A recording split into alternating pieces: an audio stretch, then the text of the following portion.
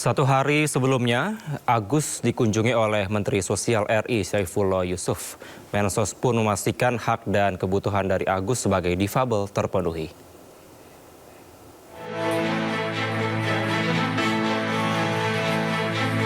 Menteri Sosial RI Saifullah Yusuf menyambangi Mapolda Nusa Tenggara Barat untuk menemui penyandang disabilitas tunadaksa berinisial IWAS alias Agus yang ditetapkan sebagai tersangka kasus dugaan pelecehan seksual di Mataram. Didampingi Kapolda NTB, Mensos mengaku kedatangannya untuk menyapa tersangka Agus dan berdialog dengan kuasa hukumnya perihal kasus yang menjeratnya. Mensos juga memastikan segala hak dan kebutuhan Agus sebagai seorang penyandang disabilitas tetap terpenuhi. Dan saya tanya apakah kondisi baik-baik aja, dia bilang baik-baik ya. Sebatas itu saya tadi. Selebihnya kita dialog dengan pengacaranya apakah hak-haknya bisa dipenuhi, dia mengatakan dipenuhi dan dilayani sangat baik menurut pengacaranya. Hingga kini jumlah korban yang melapor atas dugaan pelecehan seksual oleh Agus bertambah hingga mencapai 15 orang. 3 diantaranya masih di bawah umur. Nah, korban-korban lain kenapa baru muncul sekarang? Tentu ini sebenarnya adalah sesuatu yang ya bisa dilihat sendiri sekarang kan dengan adanya satu korban yang sudah berani aja masyarakat masih banyak yang sulit percaya gitu. Jadi ketakutan korban untuk kemudian tidak ada orang yang percaya itu sebenarnya yang membuat korban akhirnya selama ini banyak yang kemudian tidak muncul juga gitu. Berkas perkara kasus dugaan pelecehan seksual yang menjerat penyandang disabilitas Agus dalam waktu dekat akan dilimpahkan penyidik ke kejaksaan.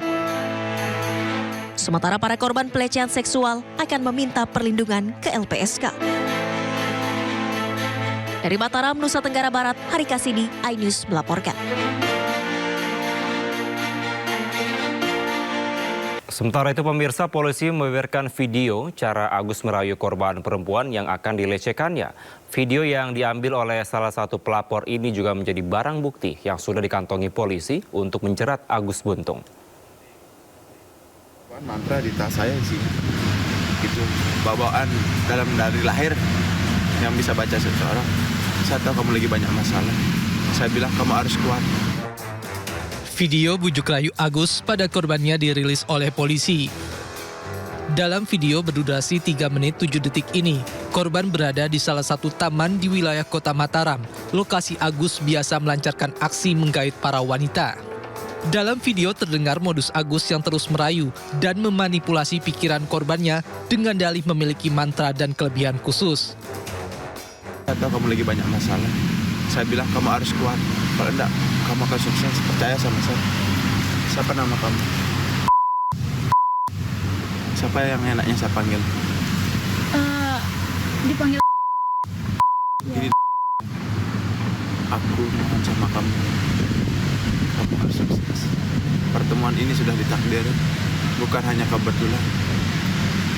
Saya nak mau kamu disakitin lagi. Kamu sayang sama orang tua? Mau tobat kan? Jangan ngikutin teman yang salah. Berjuang, kamu pasti bisa. Sementara itu polisi sudah mengantongi video berdurasi 3 menit 7 detik ini dan menjadi pelengkap barang bukti yang akan menjerat tersangka Agus. Video ini telah menjalani uji forensik di Dirkrimsus Polda Nusa Tenggara Barat.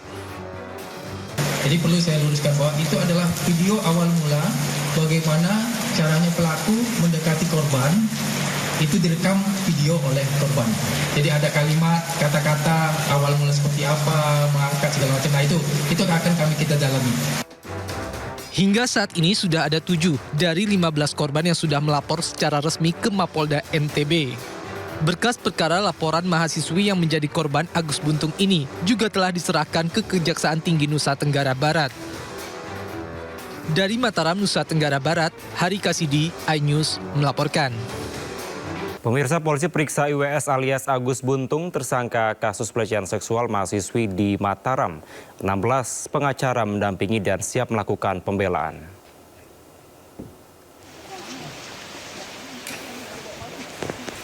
Didampingi ibu kandungnya, Agus datang untuk diperiksa penyidik Subdit 4 PPA Ditkrimum Polda NTB. 16 pengacara turut mendampingi dan siap memberikan pembelaan kepada Agus. Rencananya hari ini Polda NTB juga akan menggelar rekonstruksi pelecehan seksual dalam rangka melengkapi berkas perkara ke Kejaksaan.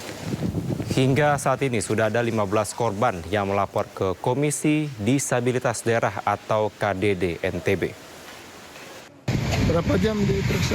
Ya dari jam 10 ya. Ini udah sampai jam. Mana ada kendala teknis listriknya padam. Ya. Setelah ini apa agendanya Pak?